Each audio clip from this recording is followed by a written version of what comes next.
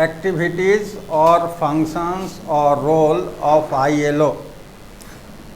ILO अंतर्राष्ट्रीय श्रम संगठन के क्रियाकलाप या प्रकार्य। अंतर्राष्ट्रीय श्रम संगठन आईएलओ का क्रियाकलाप या प्रकार्य या भूमिका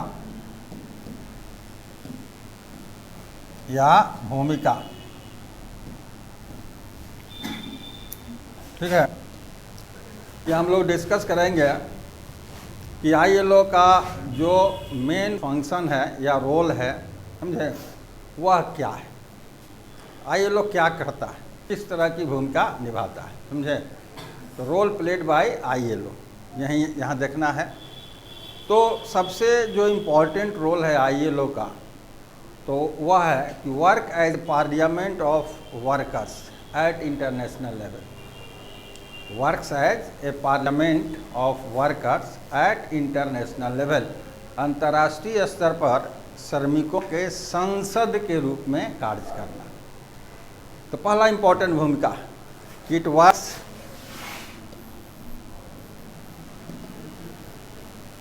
works as Parliament of Workers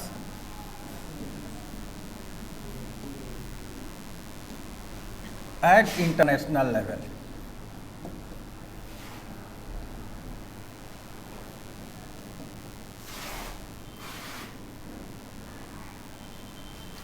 अंतर्राष्ट्रीय स्तर पर श्रमिकों के संसद के रूप में कार्य करता है।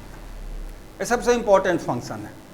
तो देखिएगा कि आईएलओ क्या करता है, अपने जो उसके मेंबर्स कंट्रीज़ हैं, वो हर साल फर्स्ट वेडनेसडे ऑफ जून को स्टार्ट करता है।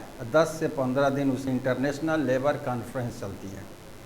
और इस इंटरनेशनल लेबर कॉन्फ्रेंस में जो भी उसके मेंबर्स कंट्रीज़ हैं, वो 4 डेलीगेट भेजते हैं, 2 एम्प्लॉयर के, 1 वर्कर का और दो गवर्नमेंट का, 1 एम्प्लॉयर का और 1 वर्कर का। और हर डेलीगेट 2 एडवाइज़र अपने साथ ले जा सकता है, यानी टोटल कम से कम 12 वहाँ रिप्रेजेंटेटिव रहेंगे किसी भी राष्ट्र से। अब यहीं कम होता है जब असेंबली या पार्लियामेंट देखिएगा, तो वहाँ भी बैठक होती है और जो भी इम्पोर्टेंट निर्णय होते हैं उसी बैठक में ली जाती है, जिसको हम लोग सेशन कहते हैं, सत्र कहते हैं। तो पार्लियामेंट या असेंबली का जो सेशन चलता है, उसी में देश से रिलेटेड जो इम्पोर्टेंट डिसीजन है या कानून बना है वो सब होता है, एक्टिविटी होता है। उसी तरह से विश्व में जहाँ भी श्रमिक हैं, उनके लिए जो भी नियम बनाना हो वह इसी संसद में बनता है, यानी इंटीग्रेट कर देता है। पार्लियामेंट या असेंबली क्या करता है, एक क्षेत्र को वो इंटीग्रेट कर देता है, एक साथ जोड़ देता है। उसी तरह ये पूरे विश्व के श्रमिक को एक साथ क्या करता है, जोड़ता है और उनके सेफगार्ड की बात करता है, समझे। तो इसमें यही कहेंगे कि the ILO works as a parliament of workers at international level, समझे। ये अंतर्राष्ट्रीय स्तर पर श्रमिकों के संसद के रूप में कार्य करता है।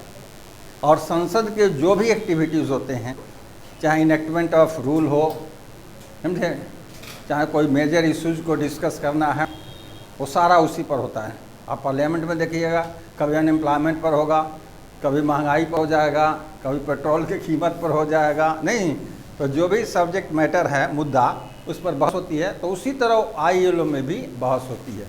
जो श्रमिक से रिलेटेड डिफरेंट एस्पेक्ट्स है, उस पर डिबेट ऑर्गेनाइज किया जाता है और अगर ज़रूरत है तो उस पर कन्वेंशन या रिकमेंडेशन पारित किया जाता है। तो दूसरा ये भी काम होगा, समझे। अब पॉइंट 2 दूसरा है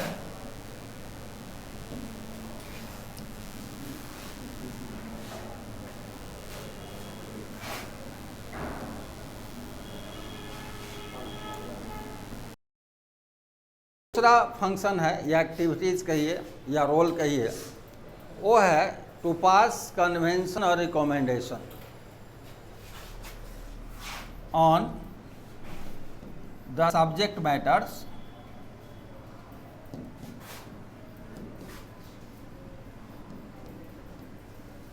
रिलेटेड टू वर्कर्स।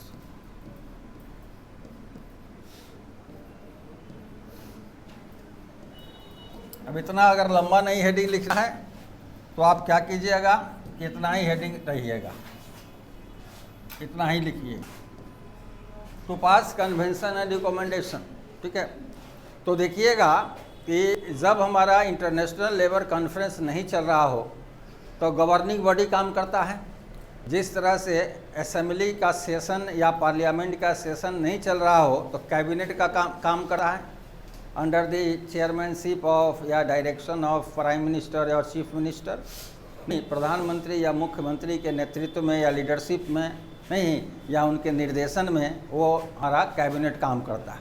उसी तरह यहाँ है कि जब इंटरनेशनल लेबर कॉन्फ्रेंस नहीं चल रहा हो तो उस समय गवर्निंग बॉडी का फंक्शन करता है, जिसमें 56 लोग रहते हैं डिफरेंट कंट्रीज से, 28 एम्प्लॉयर के गवर्नमेंट के प्रतिनिधि से, 14 एम्प्लॉयर के प्रतिनिधि से, 14 वर्कर के प्रतिनिधि से ये रहते हैं।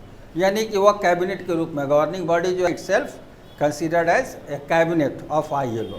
लेकिन जैसे पार्लियामेंट में देखिएगा कि जब भी कानून पारित करने की बात आती है तो उसके लिए हमेशा बिल जो पेश किया जाता है वो पार्लियामेंट या असेंबली में ही पेश, उसके सेशन में ही पेश किया जाता है।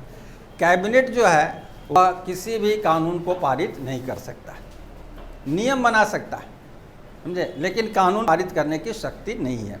तो एक कन्वेंशन और रिकमेंडेशन क्या है, वो भी ILO के द्वारा पारित कानून है, समझे। तो यहाँ इसको भी पारित करने का काम जो है वो इंटरनेशनल लेबर कॉन्फ्रेंस में होगा। गवर्निंग बॉडी नेवर पास और इनैक्ट कन्वेंशन और recommendation on the subject matter related to workers, समझे। श्रमिक से संबंधित विषय पर वो कभी पानी ज़रा भेजिएगा तो नहीं पारित कर सकते हैं, समझे। तो ये एक दूसरा इम्पॉर्टेंट फंक्शन है ILO का कि ये जो वर्कर्स के जो इम्पॉर्टेंट इश्यूज़ हैं, यानी कि इम्पॉर्टेंट इश्यूज़ का मतलब ये नहीं उसके जो प्रॉब्लम से रिलेटेड है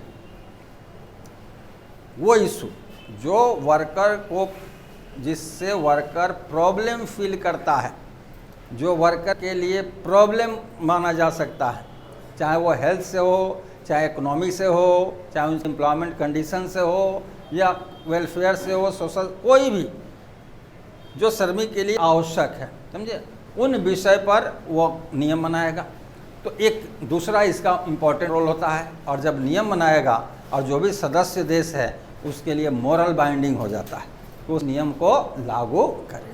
तो एक दूसरा अब है कि जब भी हम कोई नियम पारित करेंगे तो उस नियम के पहले रिपोर्ट चाहिए, इस समस्या क्या है, उसका प्रभाव किस तरह का है।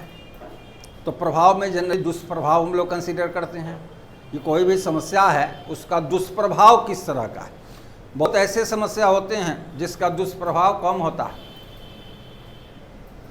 समझे, उसका अच्छा प्रभाव दिखाई देता है और दुष्प्रभाव कम हो जाता है, समझे, दुष्प्रभाव कम दिखाई देता है। जैसे गरीबी ज़्यादा अगर है तो उसका दुष्प्रभाव है, और गरीबी 1% 2% है तो उसका अच्छा प्रभाव है, उसका अच्छा प्रभाव है, समझे। बेरोजगारी अगर ज़्यादा परसेंटेज है उसका तो दुष्प्रभाव है, और बेरोजगारी 1-2% है तो अच्छा है। भिक्षावृत्ति ज़्यादा परसेंटेज है खराब है, 1% कम है बहुत अच्छा है, समझे। तो हर समस्या का देखिएगा प्रोस और कॉन्स है। तो वहाँ वो देखेगा कि जो ऐसी समस्या को ड्राफ्ट करेगा जो मेजॉरिटी ऑफ द नेशंस में जो दिखाई देता हो, समझे, और उसका दुष्प्रभाव ज़्यादा हो, समझे, वैसे समस्या को वो ड्राफ्ट करेगा। अब ड्राफ्ट करने के उसको क्या करना पड़ेगा, रिसर्च कंडक्ट करना पड़ेगा, समझे। तो ये तीसरा काम जो फंक्शन करता है वो इम्पोर्टेंट फंक्शन है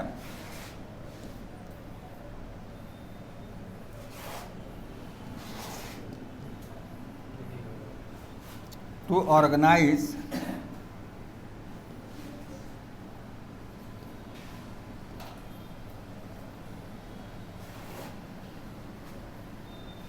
रिसर्चेज शोध संगठित करता या टू कंडक्ट रिसर्चेज, समझे, इसको टू कंडक्ट रिसर्चेज भी कह सकते हैं। रिसर्च कराता है, इसके रीजनल ऑफिस होते हैं ILO का, भारत में भी रीजनल ऑफिस है उसका दिल्ली में, समझे, हर देश में उसके रीजनल ऑफिस बने हैं। अब भारत के श्रमिक से संबंधित जो भी समस्या है वो आप देखिएगा कि ग्राउंड लेवल से लेबर इन्फोर्समेंट ऑफिसर है ब्लॉक लेवल पर, डिस्ट्रिक्ट लेवल पर जाइएगा लेबर सुपरिटेंडेंट या सुपरिटेंडेंट ऑफ लेबर होते हैं, नहीं उसके ऊपर assistant labour commissioner, deputy labour, जो भी हो ऊपर चले जाइए, तो जो भी डिस्प्यूट होते हैं, डिस्प्यूट का कारण होता है या अनऑक्यूपेशनल डिजीज़ होते हैं, उसके रिपोर्टिंग होते हैं, ये सारा रिपोर्ट लेबर डिपार्टमेंट को जाता है, लेबर डिपार्टमेंट से मंगा लेता है, रीजनल ऑफिस में चला जाता है, मांग लेता है। और नहीं हुआ, अगर इस तरह से रिपोर्टिंग नहीं आ रहा है डिफरेंट नेशन से, मैनिपुलेटेड रिपोर्टिंग आ रहा है, तो वहाँ क्या करेगा कि इसका अपना रिसर्च सेंटर है, international institute for labour studies, इसका अपना रिसर्च सेंटर है। और इस रिसर्च सेंटर में से रिसर्च सेंटर है international institute for labour studies, इस रिसर्च सेंटर से रिसर्च कंडक्ट कराता है, समझे, और जो डिफरेंट इश्यूज़ हैं, जो डिफरेंट प्रॉब्लम्स है, उसको ड्राफ्ट करता है और ड्राफ्ट करके ये देखता है इसकी सिविरिटी क्या है, समझे, इसके दुष्प्रभाव कितना है, इसको कंट्रोल करने की कितनी आवश्यकता है, कितने नेशन में ये फैला हुआ है, ये सब देखेगा और तब जा कर के उस पर रिजोल्यूशन लाने की कोशिश करेगा, either in the form of convention or in the form of recommendation, समझे, या तो कन्वेंशन के रूप में या तो रिकमेंडेशन के रूप में उस पर रिजोल्यूशन लाएगा। कुछ समय पहले आप सुने होइएगा कि पार्लियामेंट में क्वेश्चन आया कि आपका गैस के अभाव में, गैस सिलेंडर के अभाव में कोरोना के कारण कितने लोगों की मौत हुई, ध्यान से सुनिएगा, गैस सिलेंडर के कारण कोरोना से कितने लोगों की मौत हुई, डाटा आया 0। अब डाटा 0 आ गया। अब एक पार्टी कह रहा है कि सेंसलेस है, एक पार्टी कह रहा है कि बीजेपी छुपा दिया, एक पार्टी कुछ, लेकिन एज ए एकेडमिशियन अगर उसको एनालाइज कीजिएगा तो ये डाटा भेजता कौन है, तो स्टेट गवर्नमेंट, ये सेंट्रल गवर्नमेंट का कोई रिसर्च यूनिट नहीं है जो हर हॉस्पिटल से, प्राइवेट इंस्टीट्यूट हॉस्पिटल से या गवर्नमेंट हॉस्पिटल से या मेडिकल कॉलेज एंड हॉस्पिटल से वो डाटा प्राप्त करके और उसको कंपाइल्ड करे, कोई ऐसा सिस्टम नहीं है, समझे, सेंट्रल गवर्नमेंट के पास। वो जो स्टेट गवर्नमेंट जो डाटा प्रोवाइड करती है उसी को वो क्या करता है, कंपाइल्ड कर देता है, सारा स्टेट के डाटा को एक साथ इंटीग्रेट करके एक फॉर्मेट पर रिजल्टेंट निकाला। इसका मतलब है कि सारे राज्य सरकार ने अगर डाटा छुपाया गया तो सारे राज्य सरकार उसके लिए डिफ़ॉल्टर है, दोषी हैं, समझे। तो किसी सेंट्रल गवर्नमेंट को दोषी कहना ये इंटेलेक्चुअल डिबेट का सब्जेक्ट नहीं हो, इसलिए कि स्टेट गवर्नमेंट से अगर गया रहता कि हमारे यहाँ ड्यू टू ऑक्सीजन डेथ हुई है, तो सेंट्रल गवर्नमेंट क्या कहता, उसको 0 करके थोड़े प्लेस कर देता, उसको 0 करके तो प्लेस नहीं करता, समझे। लेकिन रिजल्टेंट क्या आया, 0, एक भी नहीं डेथ हुआ। इसका मतलब है कि सारा स्टेट गवर्नमेंट ने छुपा लिया, नहीं तो सारा कोई भी स्टेट गवर्नमेंट अगर एक भी देता। चलिए दूसरा क्वेश्चन है कि मानिए कि जो बीजेपी से रिलेटेड गवर्नमेंट स्टेट गवर्नमेंट है वो तो छुपा लिया, चलिए मान लिए, लेकिन जो नॉन बीजेपी के गवर्नमेंट है स्टेट में वो भी क्यों छुपा लिए, दूसरा क्वेश्चन। नहीं समझे, छुपाते तो बीजेपी वाला छुपा लेता, नील कर देता, जैसे मध्य प्रदेश है नील कर देता, बिहार है नील कर देता, यूपी है नील कर देता, लेकिन ये सारा पंजाबो नील कर दिया, वेस्ट बंगाल में नील कर दिया, महाराष्ट्र नील कर दिया। तो या तो छुपाया सबने, नहीं तो किसी ने ऑक्सीजन से डेथ नहीं हुआ। यही दो रिजल्ट हम कंक्लूड कर सकते हैं। तो इस तरह से जो भी रिसर्च है जो कराता है, समझे, तो ये नहीं कि आपका रिपोर्टिंग क्या है। अगर आपकी रिपोर्टिंग ठीक है, चलिए आपके रिपोर्टिंग को हम सही भी मान लेते हैं और रिपोर्टिंग में कोई प्रॉब्लम नहीं दिखाई दे रहा, तो ये अपना रिसर्च टीम को दे देगा, स्पॉन्सर कर देगा, समझे। और इसमें डिफरेंट नेशंस के प्रोफेसर लोग जाते हैं रिसर्च करने, और उनको एक टॉपिक दे देता है। ये टॉपिक नहीं कि आप चुन कर उस पर रिसर्च कीजिए, नहीं, वहाँ जा कर के टॉपिक दे देता है और कहता है कि इस सब्जेक्ट मैटर पर आपको जा कर के डिफरेंट नेशन में आपको स्टडी करना, या आप अपने देश में ही आप रिसर्च इस पर कीजिए, उसके डाटा को कंपाइल कीजिए, वहाँ गवर्नमेंटल डाटा और नॉन गवर्नमेंटल आप सर्वे करके इसकी रिपोर्टिंग करके दीजिए, समझे। तो कभी आयरन इंडस्ट्री में भेज देगा, कभी केमिकल फर्टिलाइज़र में भेज देगा, समझिए, कहीं इनको करके रिपोर्टिंग कराता है। तो यहाँ डाटा जो है कोई भी नेशन छुपाने की कोशिश नहीं करता, समझे। तो ये है कि रिसर्च कंडक्ट करा है, और उसके लिए इसका सेंटर भी है। तो रिसर्च दो तरह का हुआ, एक हुआ सेकेंडरी डाटा का बेसिस पर। सेकेंडरी डाटा किसको कहेंगे? जो प्रोवाइडेड बाय डिफरेंट नेशंस हैं, जो लेबर से रिलेटेड जो अलग अलग देश जो डाटा देते हैं वो ऑल आर सेकेंडरी डाटा। और जो इसका रिसर्च यूनिट जो है वो जो डाटा कलेक्ट करके अपना रिपोर्टिंग करता है, हो गया प्राइमरी डाटा। तो वो प्राइमरी डाटा और सेकेंडरी डाटा दोनों के बेसिस पर वहाँ रिज़ल्ट निकाला जाता है, समझे। तो ये रिज़ल्ट निकालता है जिससे कि हमको कन्वेंशन या रिकमेंडेशन पारित करने में आसानी हो, उसकी ड्राफ्टिंग में आसानी हो, उसके रिजोल्यूशन को ड्राफ्ट करने में आसानी हो, नहीं है उस पर डिबेट हमको किया जा सके। तो ये काम ILO द्वारा किया जाता है, ठीक है। तो ये इम्पोर्टेंट है।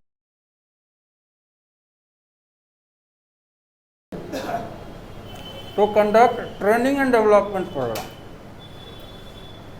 ये ILO जो है वो ट्रेनिंग और डेवलपमेंट प्रोग्राम। डेवलपमेंट क्या है कि जो हमारा लेवल ऑफ नॉलेज है उसको और क्या करना, बढ़ा देना।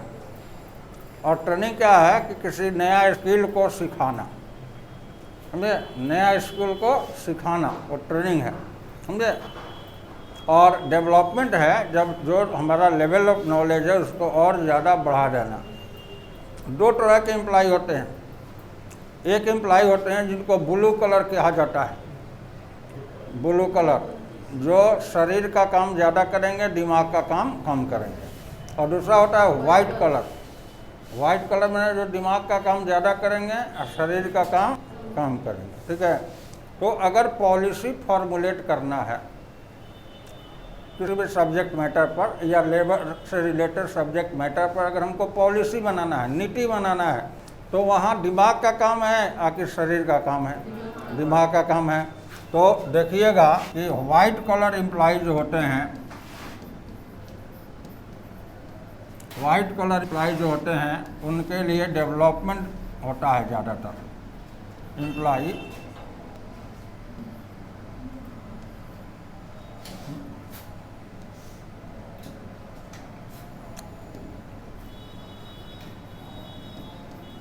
उनके लिए डेवलपमेंट हो रहा है। और ब्लू एक्सर्टेन बहुत कम उनको ट्रेनिंग कहता है कि ट्रेनिंग करने गया है, लेकिन रियल सेंस में होता क्या है, डेवलपमेंट होता है, समझे। नहीं कहते हैं कि वीडियो बन गया ट्रेनिंग में है, तो वीडियो बन गया तो ट्रेनिंग में कौन सी, उसका डेवलपमेंट होता है, समझे।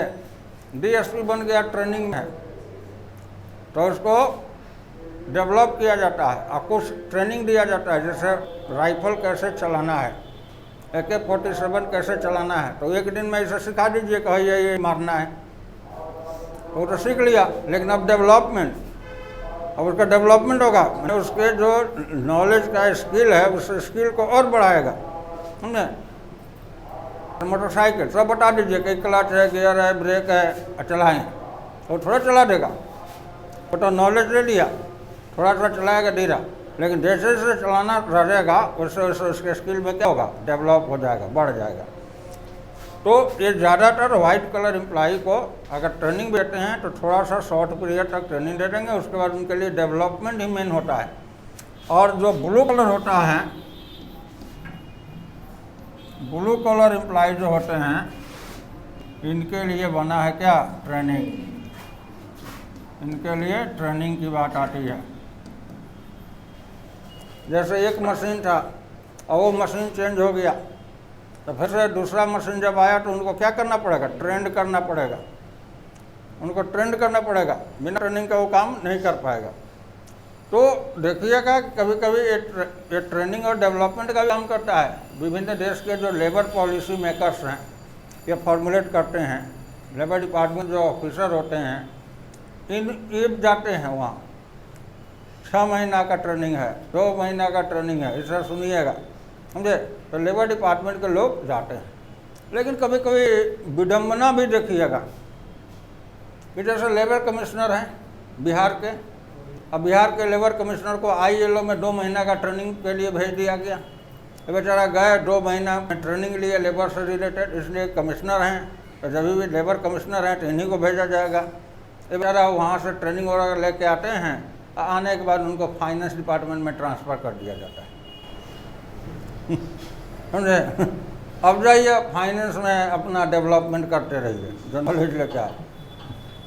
तो इसके लिए क्या होना चाहिए कि कोर कैडर होना चाहिए। अगर कोर कैडर है तो उनका दूसरे जगह दूसरे विभाग में ट्रांसफ़र नहीं होगा। तो वो जो ट्रेनिंग के आए हैं ILO से, जो उनका ट्रेनिंग या डेवलपमेंट उनको हुआ है उसका वहाँ यूटिलाइज होगा, प्रॉपर यूटिलाइजेशन होगा। लेकिन ऐसा होता नहीं है, समझे। ये कोर कैडर अगर बना दीजिए कि लेबर डिपार्टमेंट में लेबर सुप्रिटेंडेंट की बहाली किए, उसके बाद इंडियन लेबर सर्विस बनाइए, जैसे इंडियन एडमिनिस्ट्रेटिव सर्विस बनाते हैं उसी तरह इंडियन लेबर सर्विस बनाइए, इंडियन पुलिस सर्विस बनाते हैं ना, इंडियन फाइनेंस सर्विस बनाते हैं ना, उसी तरह Indian labour service, Bihar labour service, समझे। तो उसका रैंकिंग तो जब भी रहेगा उसी विभाग में रहेगा। अब वो ILO में जाएगा, ट्रेनिंग लेके आएगा, उसी विभाग में उनको काम करना है, तो उनके ट्रेनिंग या डेवलपमेंट का यूटिलाइजेशन होगा। लेकिन अभी तक इस तरह का सिस्टम अपने देश में स्टेट लेवल पर तो है ही नहीं, सेंट्रल लेवल पर है। लेबर इन्फोर्समेंट ऑफिसर बनते हैं, धीरे धीरे बढ़ जाते हैं, लेकिन वहाँ भी एडमिनिस्ट्रेटिव सर्विस वाला हावी रहता है, समझे। तो ये लोग भी जाते हैं। तो अगर जो लेबर कैडर का एम्प्लॉई हैं उनको ILO ट्रेनिंग या डेवलपमेंट के लिए भेजा जाए तो वहाँ से जब लौटेंगे तो वो ज़्यादा उनमें इफिशेंसी होगा, ज़्यादा थॉट ज़्यादा होगा, विकसित होगा, प्रॉब्लम को तुरंत आइडेंटिफाई कर लेंगे, किस तरह का पॉलिसी बनना है उसका वो जस्टिफाई कर लेंगे। ये तो उससे कोई मतलब नहीं है। हमको ये कहना है कि ILO also provide training and development program for the employees of different nations, नहीं वो प्रोवाइड करता है और वहाँ आप जाकर के ट्रेनिंग या डेवलपमेंट का फ़ायदा उठा सकते हैं। कभी कभी वो अलग अलग देश में ऑर्गेनाइज कर देता है, ये ट्रेनिंग डेवलपमेंट प्रोग्राम जो है देश में भी ऑर्गेनाइज कर देगा, या भारत में जितने भी लेबर कमिश्नर हैं उनको बुलाइए, एक जगह उनका डेवलपमेंट करा दीजिए, जो भी प्रॉब्लम है उस पर डिस्कस किया जाए, समझे। तो इस तरह से करता है, ये करता है। अब दूसरा है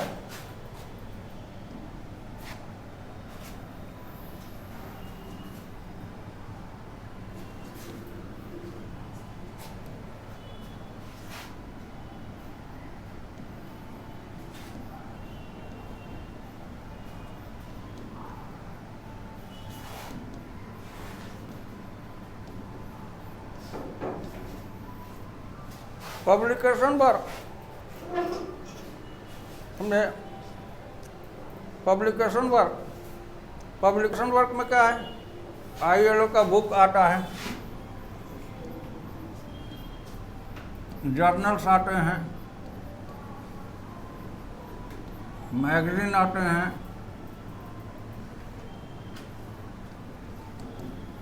पीरियोडिकल आता है, बुलेटिन आता है, ये सब आता है।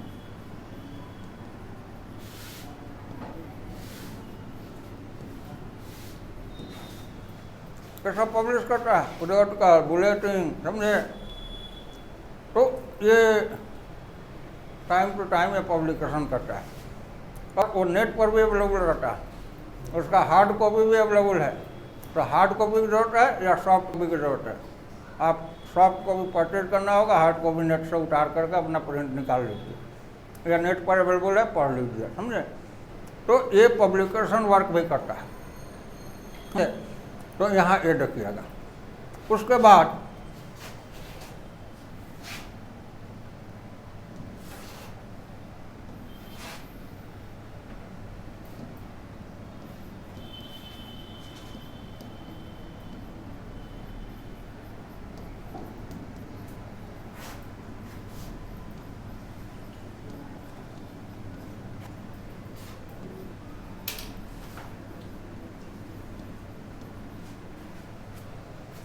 सेमिनार और कॉन्फ्रेंस भी ऑर्गेनाइज करता है। समझे, अलग अलग देश में या वहाँ अपना हेडक्वार्टर में, तो लेबर से रिलेटेड जो विषय है उस पर कॉन्फ्रेंस और सेमिनार, और उसमें ओपन रहता है कि लेबर के जो ट्रेड यूनियन के रिप्रेजेंटेटिव हैं या कोई लेबर है इस तरह का अपना प्लेस करना चाहता है, एम्प्लॉयर के रिप्रेजेंटेटिव, गवर्नमेंट के रिप्रेजेंटेटिव, समझे, ये लोग जा कर के इंटेलेक्चुअल जो लेबर से रिलेटेड लोग हैं, जो पढ़ाने वाले शिक्षक हैं, वेटरन ट्रेड यूनियन लीडर है, ये लोग भी जा कर के अपने बात को यहाँ प्लेस कर सकते हैं। समझे, और जो सब्जेक्ट मैटर यहाँ डिफाइन रहेगा, एक मेन थीम रहता है, उसके बाद सब थीम रहता है। समझे, मेन थीम ये विषय है और उसके बाद सब थीम, इससे रिलेटेड ये मैटर पर आप अपने बात को प्रेजेंट कर सकते हैं। समझे, तो यहाँ ओपन कर दिया जाता है कि आप आइए और इस समस्या पर अपना विचार व्यक्त कीजिए। समझे, तो ये ऑर्गेनाइज करता है कॉन्फ्रेंस भी, सेमिनार भी डिफरेंट नेशंस में। समझे, ताकि कुछ प्लेटफॉर्म पर बात आए। बहुत सारा बात जो है हिडन रहता है, हाइड रहता है, और जैसे कॉन्फ्रेंस या सेमिनार करते हैं वो बात प्लेटफॉर्म पर आ जाता है। और ज़्यादातर जो इंडिविजुअल कैपेसिटी में रिसर्चेज होते हैं, जैसे PhD रिसर्च हुआ या कोई जर्नल आर्टिकल पब्लिश कराने के लिए रिसर्च किया, ये सब का रिपोर्टिंग उसमें आ जाता है। तो ये काम भी ILO कराता है। अगला है to fix standard for labour, श्रमिक के लिए स्तर का निर्धारण करना। समझे, तो देखिएगा कि दो तरह का स्तर होता है। स्टैंडर्ड दो तरह का होता है, एक होता है मिनिमम और एक होता है मैक्सिमम।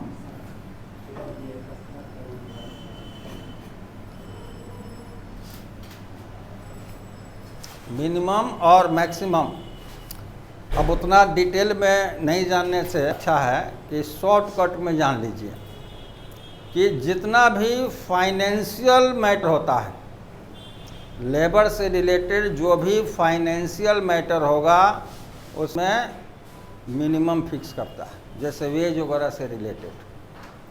समझे, और नॉन फाइनेंशियल में मैक्सिमम करता है।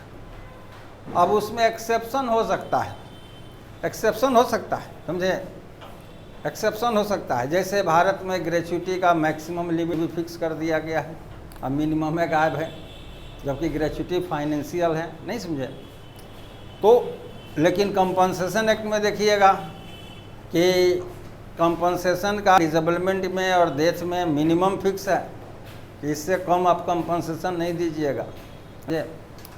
तो ओवरऑल जो है जितने भी फाइनेंशियल मैटर होता है उस पर मिनिमम फिक्स किया जाता है, एक्सेप्शन को आप इग्नोर कीजिएगा। और जितने भी नॉन फाइनेंशियल मैटर है उस पर मैक्सिमम, जैसे एक दिन में मैक्सिमम कितना आवर लेना है, 8 आवर्स लेना है।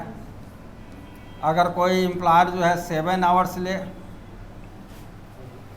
कोई दिक्कत नहीं है, 6 घंटा लो, कोई दिक्कत नहीं है, लेकिन 8 घंटा से जैसे क्रॉस करोगे तो अलग से मजदूरी देना होगा। समझे, मिनिमम वेज फिक्स किया, मिनिमम वेज फिक्स किया तो मानिए लेट कि मिनिमम वेज जो है वो 400 रुपया पर डे है, पर डे है। इस मिनिमम वेज से नीचे दे सकते हैं? नहीं। इस मिनिमम वेज से ऊपर दे सकते हैं, दे सकते हैं। समझे, ऊपर दे सकते हैं। तो देखिएगा कि ILO जो है स्टैंडर्ड फॉर लेबर जो फिक्स करता है वह एक मिनिमम लिमिट फिक्स करता है कि इससे कम नहीं, ऊपर जाइएगा, और कहीं कहीं मैक्सिमम लिमिट फिक्स करता है कि इससे ऊपर नहीं, नीचे ही रहिएगा, या कम से कम इस लेवल पर रहिएगा। तो लेबर से रिलेटेड ये स्टैंडर्ड फिक्स करता है, स्तर फिक्स करता है, और ये फिक्स करने का वही कन्वेंशन या रिकमेंडेशन के अंतर्गत ये प्रावधान लाता है। समझे, तो इससे क्या होता है कि उससे वर्क लाइफ से रिलेटेड बहुत सारा स्टैंडर्ड को फिक्स कर दिया। समझे, और उस स्टैंडर्ड को फॉलो किया जाता है जिससे कि वर्कर का लिविंग स्टैंडर्ड, वर्क लाइफ का स्टैंडर्ड जो है वो डिसेंट बन सके। समझे, डिसेंट, अच्छा बेहतर बन सके। ये काम ILO का है कि to fix standard for labour, समझे, that may be minimum standard or maximum standard. ठीक है, तो कुछ मैटर होते हैं जहाँ मिनिमम स्टैंडर्ड होगा, कुछ मैटर होते हैं जहाँ मैक्सिमम होगा। और एक ज्ञान के लिए बता दिया कि जो भी फाइनेंशियल होता है उसमें बेसिकली मिनिमम फिक्स किया जाता है, और जो नॉन फाइनेंशियल होता है उसमें बेसिकली मैक्सिमम फिक्स किया जाता है। ठीक है, और एक और इससे है,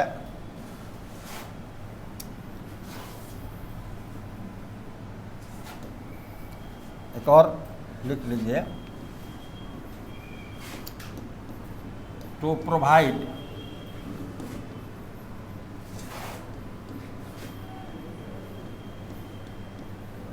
expert services, to provide expert services, विशेषज्ञों की सेवा उपलब्ध कराना, समझे।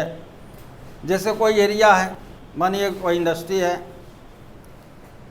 केमिकल इंडस्ट्री ले लीजिए या फर्टिलाइजर, जो लेना है, आयरन एंड स्टील इंडस्ट्री, उसमें कोई विशिष्ट बीमारी फैल रहा है जो आज तक उस तरह की बीमारी का नेचर ही नहीं देखा गया, तो क्या है, वहाँ का एक्सपर्ट आ जाएगा।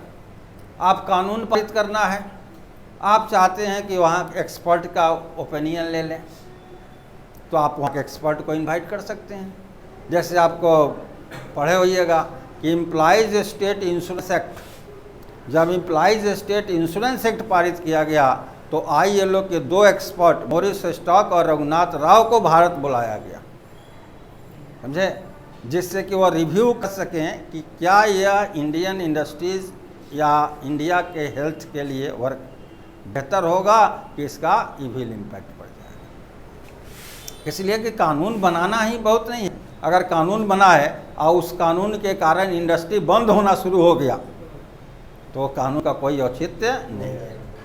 तो उस इंडस्ट्रियल हेल्थ पर किस तरह का प्रभाव होगा, वहाँ के वर्कर पर किस तरह का प्रभाव होगा, इसको रिव्यू करने की ज़रूरत होता है।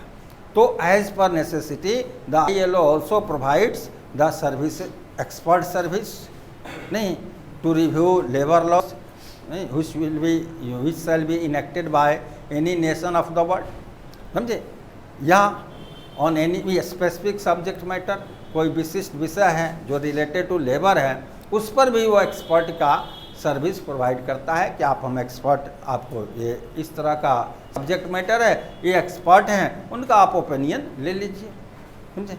अगर कोई आप पॉलिसी बनाए हैं तो इसका रिव्यू कर लेंगे, कोई रूल बनाने जा रहे हैं, कानून बनाने जा रहे हैं, उसका रिव्यू कर लेंगे, अपना ओपिनियन शेयर कर लेंगे आपके साथ, समझे। तो ये एक्सपर्ट के सर्विसेज भी प्रोवाइड करता है। और as per necessity the nation या मेंबर्स कंट्रीज में वेलकम, नहीं, और इनवाइट द एक्सपर्ट्स, नहीं, वो इनवाइट कर सकते हैं, उनका स्वागत कर सकते हैं कि आइए हमारे यहाँ, ये सब्जेक्ट मैटर है, इस पर अपना ओपिनियन शेयर कीजिए, या ये पॉलिसी है, इसका आप रिव्यू कीजिए। तो ये भी ILO का एक इम्पॉर्टेंट फंक्शन है कि to provide the services of expert या